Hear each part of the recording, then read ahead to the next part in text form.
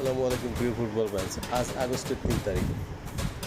আজকের ভিডিওতে থাকছে সবচেয়ে বড় 5টি ট্রান্সফার আপডেট। চলুন শুরু করা যাক। জ্যাক গ্রিলিশের ভবিষ্যৎ। ম্যানচেস্টার সিটির উইঙ্গার জ্যাক গ্রিলিশকে দলে নিতে আগ্রহ দেখাচ্ছে অ্যাথলেটিকো মাদ্রিদ। এছাড়াও এভারটন ও অ্যাস্টন ভিলাও পরিস্থিতি পর্যবেক্ষণ করছে। টটেনহামের নতুন স্ট্রাইকার খোঁজা। টটেনহাম আক্রমণভাগ শক্তিশালী করতে ভিক্টর ওসিমহেন ও কোডি গাপকোর ব্যাপারে খোঁজ খবর নিচ্ছে বলে জানা গেছে। ম্যানচেস্টার ইউনাইটেড লেফট ব্যাক পরিকল্পনা। ম্যানচেস্টার ইউনাইটেড নতুন লেফট ব্যাক খুঁজছে। নিউক্যাসলের লুইস হল এবং আর্সেনালের মাইলস লুইস স্কেলি সম্ভাব্য বিকল্প হিসেবে আলোচনায় আছেন।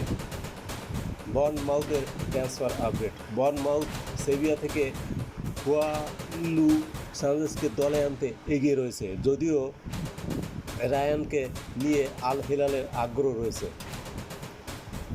আজকের সামগ্রিক ট্রান্সফার মার্কেট। গ্রীষ্মকালীন ট্রান্সফার উইন্ডো এখন জমজমাট। প্রিমিয়ার লিগ সহ ইউরোপের বড় ক্লাবগুলো নতুন সাইনিং এবং দলবদলের ব্যাপারে ব্যস্ত সময় পার করছে।